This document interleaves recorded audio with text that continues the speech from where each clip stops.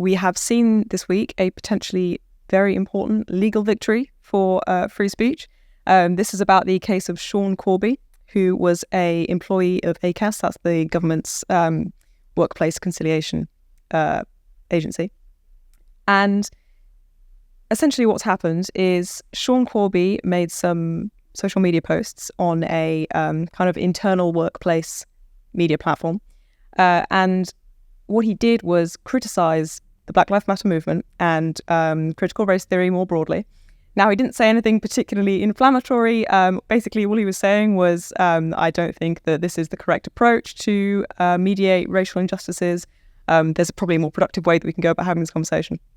And the response of ACAS, his employer, was to tell him to remove his social media posts. Some of his fellow staff members complained that they felt unsafe working with him. They said that he was racist for saying these things.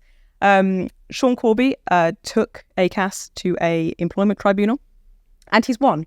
Essentially, what the judge has said is that criticising Black Lives Matter and criticising critical race theory is a philosophical belief that should be protected under the Equality Act. Now, Luke, what does this mean in terms for protecting free speech legally? Well, we've seen a series of cases coming out of the employment tribunal recently which focus on this question of what constitutes a philosophical belief under the Equalities Act of 2010. Because if you have a belief that is deemed worthy of protection by the Equality Act, then, for example, you can't be discriminated in your employment because of you holding that belief. So recent cases have focused on gender-based views. So we had the decision in relation to Maya Forstater. Her victory was to effectively have gender-critical views, the idea that sex is immutable, as a defined philosophical belief under the Equalities Act. And there have been related cases where effectively the tribunal has said that thinking in this way is something that people can't be discriminated against for. Now, the ambit of that decision, of the employment tribunal's decision, is quite narrow. If people actually act on their beliefs, the employment tribunal has been clear to say, well, you might well be able to sack someone for what they do as a result of their belief. So it's a very weak protection. It's an important one. You know, the law is an important regulator of people's conduct, and there's no doubt that these decisions have an impact beyond the courts. You know, when you tell people that the court has viewed this question in a particular way, I think that inevitably has an impact in culture, and people hopefully feel more emboldened in talking and expressing their opinions on these particular subject areas. It's worth also saying Mr. Corby, who has effectively now created a precedent through the employment tribunal for beliefs relating to race. Thank goodness he did, because the views obviously of Martin Luther King, the views that he was expressing, are universalist, are incredibly positive, and they're really fundamental. They should be fundamental to the way that we view race. The idea that we don't judge people on the colour of their skin but on the content of their character should be absolutely fundamental to the way that we approach all questions of race. Sadly today they don't seem to be, but Mr. Corby has now created that precedent for people to talk about BLM in a critical way and to talk about race in a way which we should all see as very positive. However, as I think was the point made on Spike, we can't rely on the Employment Tribunal and the Equalities Act to maintain that culture. We need to fight for that culture ourselves. We need to make workplaces which respect people's points of view, that don't discipline or fire people for perfectly legitimate opinions. We need to create cultures that embrace free speech. That won't come from the courts. It has to come from us. No, completely. I share the concern, because it feels like through these cases, all very important, hard fought for. I think the Free Speech Union in particular have been doing very good work in supporting these individuals when they want to take it up. I'm always impressed by the steel of the individuals involved, which will involve going toe to toe not only with their own employers, often having experienced quite unpleasant experiences within those workplaces, pushed out, smeared, and all the rest of it. So for those people to keep on fighting when so many people, quite understandably, will just keep their heads down and have a quiet life, it definitely is to be commended, and it is helping us make progress. The problem is what I feel like we're ending up with is a kind of list of views that's acceptable to have. And we've now got into a situation where, legally speaking, gender critical views and BLM skeptical views are in there. But that's not how free speech protections usually work. You know, it's not something where someone expresses a certain viewpoint in society or in a workplace and someone has to go and check the docket to work out whether or not it's allowed or not. But that seems to be the situation, unfortunately, that we're in.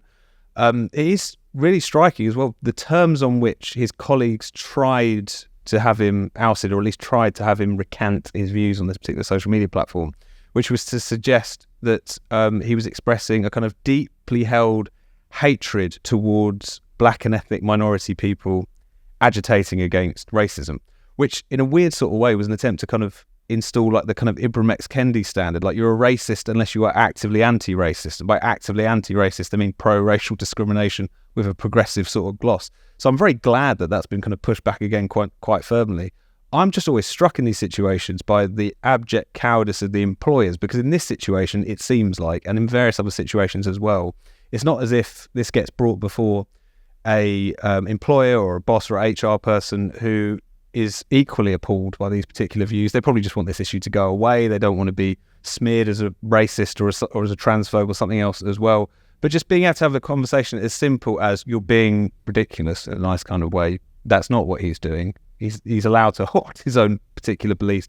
It's just such a hard thing for them to do. So I think if nothing else, the good thing about these rulings is that they're going to make employers realise that there's a countervailing force now. If someone crops up who has supposedly heretical views on any of these issues of the day, that there are going to be organisations, there is going to be pushback, not least because of the fact that in many of these cases, you're talking about incredibly mainstream, if not majority opinions in most instances.